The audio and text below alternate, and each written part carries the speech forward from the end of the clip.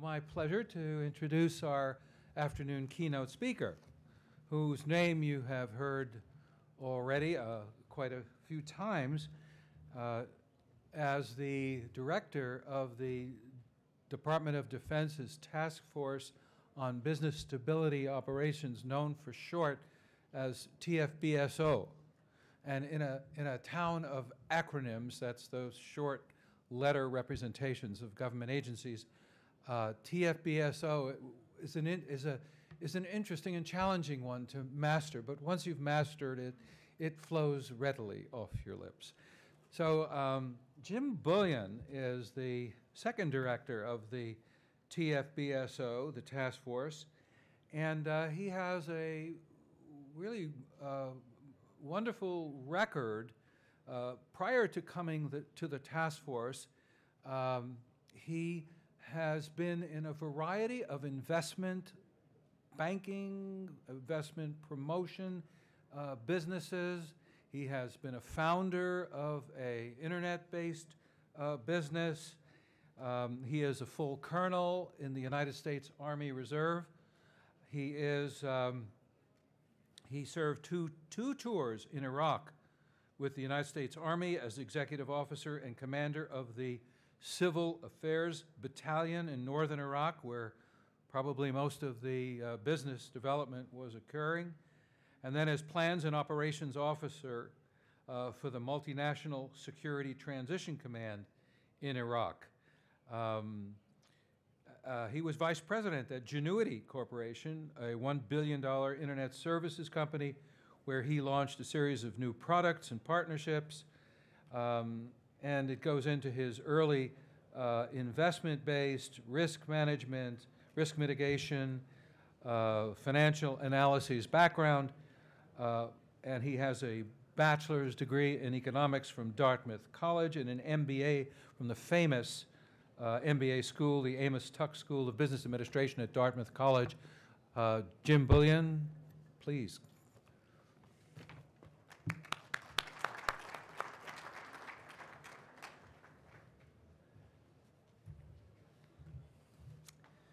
Well, thank you, Don, for that wonderful introduction, and thanks to all of you for being here for this wonderful session, especially those of you who've traveled so far. I know there's a number of our friends here from Afghanistan who have come over for this event, very important event, building relationships between American business and Afghan ministries and businesses, and I know this event is something that we all look forward to every year, and it has a dramatic impact on the overall relationship building and development of business in Afghanistan. So again, thank you, Don, for organizing this, and thanks all of you for being part of it. AACC. I didn't do it by myself. Yeah, well, a lot of people. It always takes a team, as I say, and I've got a wonderful team as part of TFBSO. But yeah, I want to talk a little bit about who we are, what we do, and about the Afghan economy as I see it, and what some of the challenges, frankly, are. And right up front, I want to say that I think that Afghanistan's economic future is indeed very bright and promising and full of tremendous opportunities. And I guess I wish I were in a position right now to be investing in Afghanistan, because I would. And I hope that a lot of you are looking for opportunities too. And before I really go into why I think Afghanistan is such a great opportunity, I want to tell you a little bit about TFBSO. I know a lot of you know who we are and what we do, but I'll go into it very quickly. But first, I want to start with a little philosophy behind what it is we do, and draw a parallel with what's been happening in other parts of the world. Since 1970, the world community, the international community, has given aid to Africa totaling something almost $1 trillion, $900+ billion has gone in international aid to Africa. In 2011, that aid was about $50 billion. But for 40 years, all that giving, Africa has continued to struggle over and over again with stability, poor governance, terrible infrastructure, poverty, conflicts. and generations despairing for their future. That's beginning to change. And here's a number that might surprise you. In 2012, foreign direct investment, private sector investment in Africa was over $50 billion, basically equivalent to the public donations and investments and gifts to Africa. And all of this money is going into the private sector, building enterprises that create wealth and that will diminish poverty and build self-determination, pride, and hope for the future, and a culture of ownership and responsibility that will demand good governance and peace. And this is happening, and it's rippling throughout Africa. And it's forcing the people in Africa to demand more of their governments. It's forcing the dictators out of positions in Africa, and it's creating a real bright future for many countries in Africa. Such a culture will reject backward-looking extremism and instead focus on building a better life for its children. Better education, better health care, better governance, better security. And only the private sector can both build wealth for a people and instill pride in those achievements. Ownership and participation in the creation of wealth, both as an owner or as an employee of a business that is growing in the private sector, fundamentally change the way people think of themselves, of their environment, and their situations, and lead them to take responsibility for themselves and to shape their world to build a positive future. And that, ladies and gentlemen, is why the Task Force for Business and Stability Operations exists. While our brothers and sisters in uniform focus on building a more secure environment in Afghanistan through direct military action and by building up the Afghan security forces, TFBSO is focused entirely on helping to accelerate the growth of the private sector. TFBSO does not build infrastructure. We don't build schools. We don't build clinics or hospitals. But instead, we're focused on creating opportunities and conditions that will attract private investors from all over the world to Afghanistan.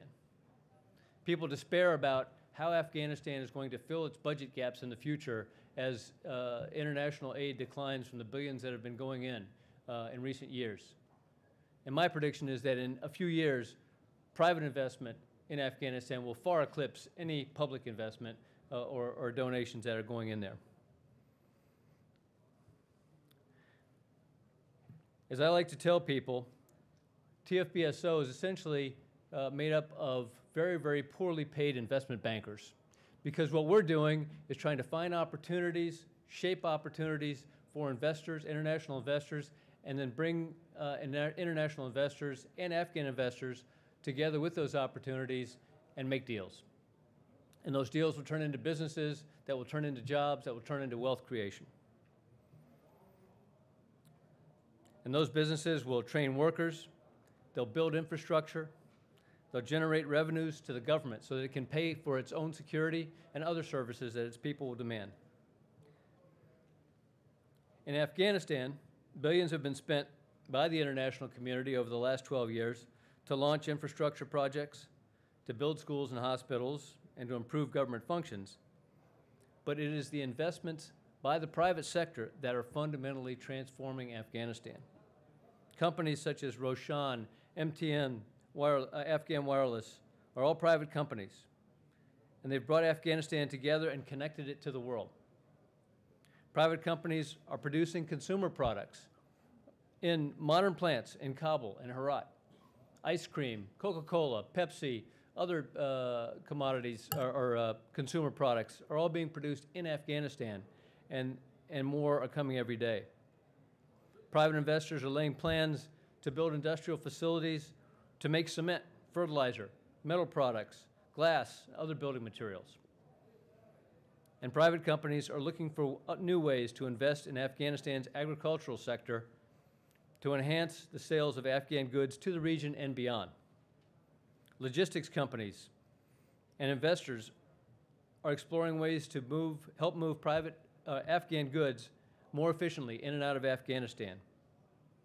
One recent example of this is that National Aviation Services, a Kuwaiti company, has signed a joint venture agreement with Ariana Airlines to provide ground handling services to Afghan airports throughout Afghanistan, and will be investing millions of dollars to upgrade equipment and services at those airports. Big step toward improving the quality of transportation services in Afghanistan. TFBSO is working in multiple sectors of the Afghan economy to help spur the private sector and to encourage investment. Have the next slide, please. This pyramid represents the sectors in which we operate. Next slide, please. Starting with the natural resources at the base of the pyramid. As you've heard in the previous panel, natural resources is Afghanistan's wealth and will be for generations to come. And so we've been working closely with the Ministry of Mines and Petroleum to help unlock this wealth in various ways, both the minerals and oil and gas wealth. Next slide. Industrial development has to come on top of that. One thing that Afghanistan has to be careful about is not becoming a commodities-dependent country, where it is at the whim and at the risk of being dependent on world commodities prices and traders taking low margins for the products in and out of Afghanistan. So it's important that Afghanistan build a base of industries that can use those natural resources inside Afghanistan to create products such as cement and fertilizers, metal products, and so on, that can create jobs, create value, create wealth, and create export opportunities for Afghanistan. Next, please. Afghanistan has wonderful indigenous industries, but in the past they have generally sold their products for very low profits to their neighboring countries, and have not been connected directly to international markets. So we're helping Afghanistan's indigenous industries create more value. As you've heard in the previous panel about the gemstones, for example, how you can take basic products like gemstones, turn them into valuable products that can be sold directly to consumers all over the world. We're doing that with the carpet industry, the cashmere industry, gemstone industry, and others. Next slide, please. Entrepreneurship is critical to the future, and this is a way to help the young people of Afghanistan in particular unlock their talent, their imagination, their energies to build the future of Afghanistan. We're working very closely with small companies, small entrepreneurs to teach them and help them build these companies. Next. And the key, of course, is to market Afghanistan, to tell the story of Afghanistan. I hope all of you every day are out there selling the story of Afghanistan, because Afghanistan, unfortunately, still has a reputation and a perception around the world of being a place that is chaotic, has no hope, no future, and the reality of Afghanistan simply is not being heard by the world community. And the work in which the task force is engaged will ultimately build the basis for billions of dollars of revenues to the Afghan government, as well as creating tens of thousands of jobs. And as you heard in the previous panel, we work closely to develop and tender and contract for a series of mines, 4 mines at this point, 2 major oil and gas fields that have been tendered, and these are being developed by investors from Turkey, Dubai, Poland, UK, the US, Canada, as well as Afghan partners. So this is an international effort, and that international investment is beginning to come into Afghanistan, beginning with their natural resource sector. In addition, we have helped an Afghan pharmaceutical company to arrange financing for a new manufacturing plant. Afghanistan is going to produce its own pharmaceuticals in Afghanistan rather than having to import low-quality, expensive pharmaceuticals from outside of Afghanistan. We've helped a glass manufacturing company get started on its plan to use quality products, basic natural resources, sands, silica, in Afghanistan to make glass in Afghanistan. Also using Afghanistan's wealth of natural gas to fire furnaces that can make that glass. We've helped about 20 companies in Herat, small companies, to grow and develop and become profitable and hire dozens of people. We've recently launched a new, what we call Business Accelerator at the American University in Kabul that, again, will help small companies to achieve their dreams of becoming larger companies and growing, taking ideas from people's minds and turning them into businesses that can grow and create wealth.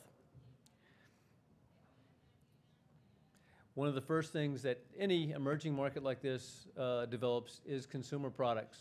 And that's what we're seeing in Afghanistan. People are beginning to invest in the consumer products businesses all over Afghanistan.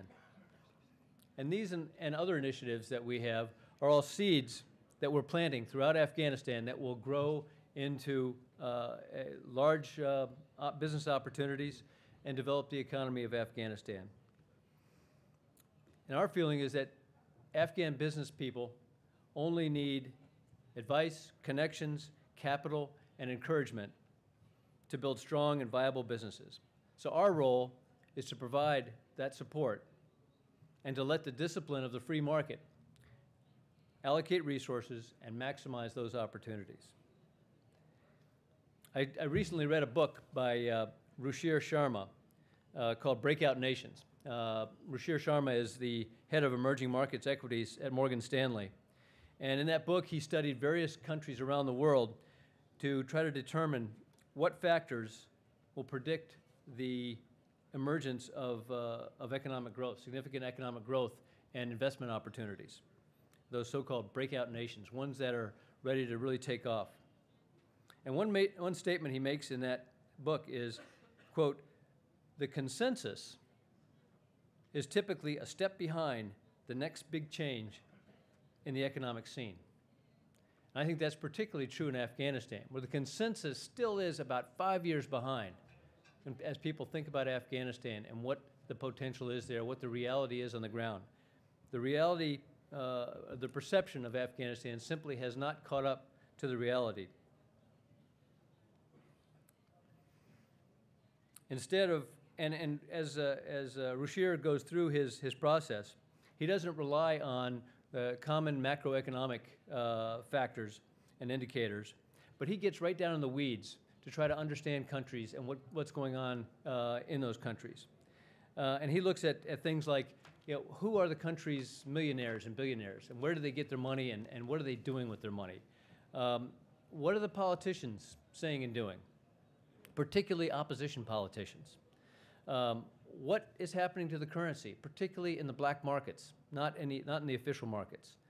What are businessmen doing with their money? Are they moving their money in or out of the market, particularly native business people? And how are margins on big companies changing? And are other cities, other than just the main city in the country, developing? Is it a broad growth in the economy or just a concentrated growth? And like he likes to say, when you're studying a country, locals are the first to know. And I think what we're seeing in Afghanistan right now is that Afghans are reinvesting their money in Afghanistan. I think the tide has turned. And I don't have statistics yet to back this up.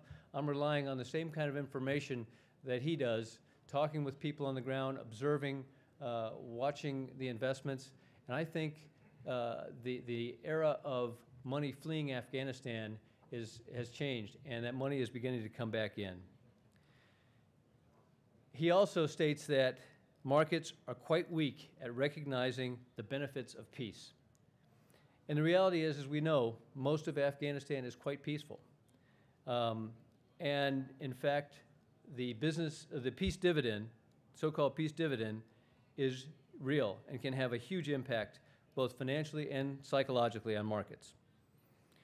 In particular, he cites the emergence of countries like Sri Lanka, Mozambique, and Uganda, all of which have grown tremendously as their countries have returned to a peaceful state.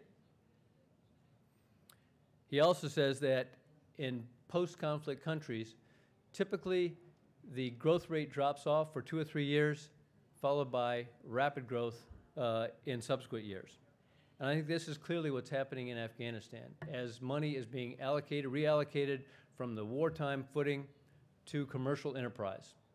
And so people are wondering what's going to happen in the next couple of years. Are we going to go through a terrible period here? Well, things will slow down, no doubt about it. We don't have a free flow of money as there has been in the last few years. but that money is going to rapidly be reallocated into more productive enterprises that will grow jobs and really drive the economy forward. At one point, he refers to $420 billion in African money that had been sent to foreign banks. And some people would cluck their tongues at that and say, well, that's the corruption money that's come out of Africa and is all being stashed away by these African politicians and so on. But yet that's also a source of tremendous investment back into Africa, just like all the money that has come out of Afghanistan over the last few years is a potential source of huge investment back into Afghanistan over the next few years. And I firmly believe that that money is beginning to come back in, and as things develop over the next few years, we're going to see an acceleration of that money flowing in, followed by international investment in the out years. My sense is that Afghans do indeed know what is coming and feel more and more confident about their future and confident about investing in Afghanistan. New plants are going up in Kabul, Mazar-i-Sharif, and Herat as Afghan business people bring their capital back into the country. They've lived through Soviet invasion, the Taliban takeover, a horrible civil war, and now as they look at the future, they see tremendous opportunity, potential for great growth, and risks that are manageable compared to what they've been through. Certainly, Afghanistan remains full of risks and uncertainty, but wise investors are identifying and managing those risks. Next slide, please. I'm just going to go through what I see as a few of the risks that are out there and that people are studying and coming to grips with. Next, please. First and foremost, I think this is one that's on everybody's mind in this city right now. We need a BSA. We need to get it done. I think that message has been sent loud and clear by the Afghan people through the Loya Jirga, and hopefully that will happen in the next few weeks. Next, please. The determination of the Afghan people. I think this goes without saying. And I've categorized my statements here in colors, with green being the ones I think are most promising and most positive. Obviously, the Afghan people don't want to go backward. They want to go forward. They look at the future of a future of tremendous promise for their kids, and they are determined to make it happen. Next, please. The next generation. Again, you have a young generation that is enthusiastic, energetic, full of ideas, many of whom have been educated around the world.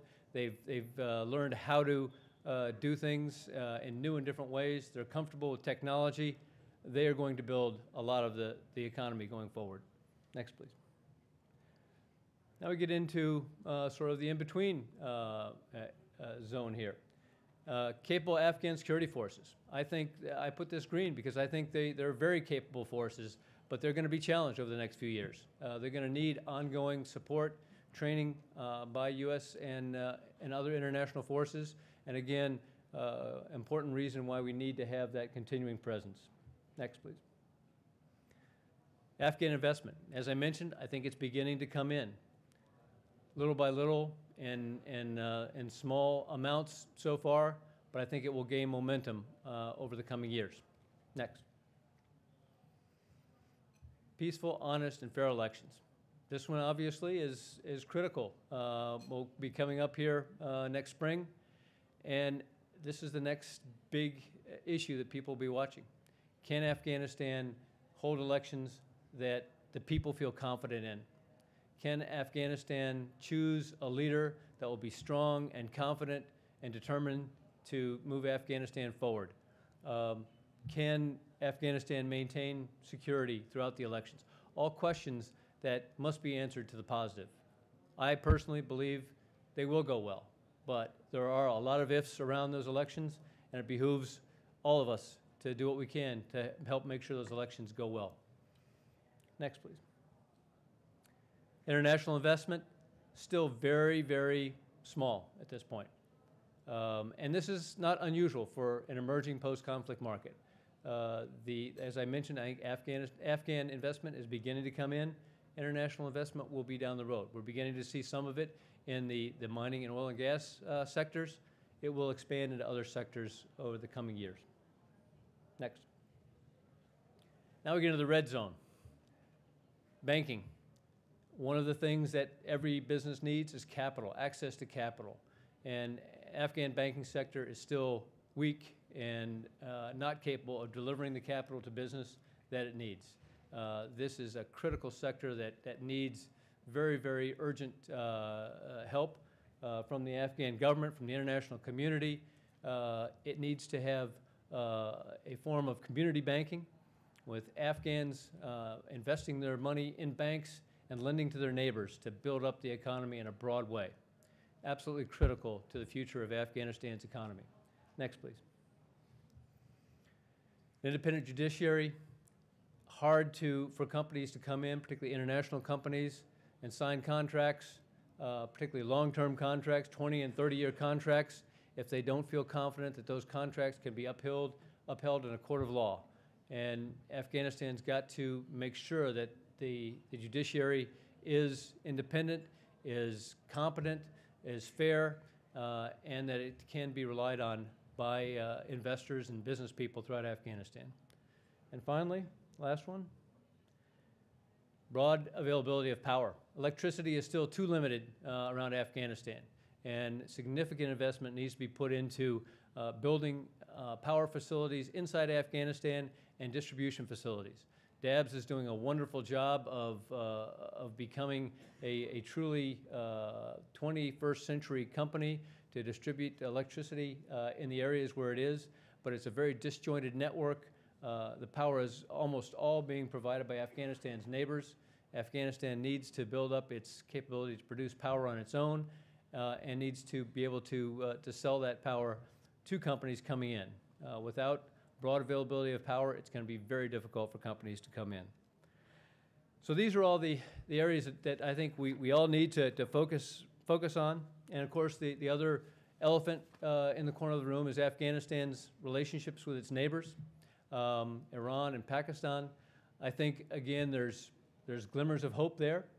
I think both of those countries are ready in many ways to turn away from conflict and to tend to their own economies. They both have huge economic problems themselves and are hopefully beginning to get ready to address those problems and help Afghanistan move toward a peaceful, stable future as well. So in my mind, this all adds up to huge untapped potential for Afghanistan, risks that are manageable. And if you look at all these risks and what the upside is compared to the downside, I firmly believe the upside far, far outweighs the risks that are out there. These risks will all be developed and managed by the Afghan people. And I think investors in Afghanistan will be very, very successful over the many coming years. And so I encourage all of you to invest your money in Afghanistan, talk to everyone you know and tell them to put their money into Afghanistan, and TFBSO will do all that it can to help make that reality. Thank you.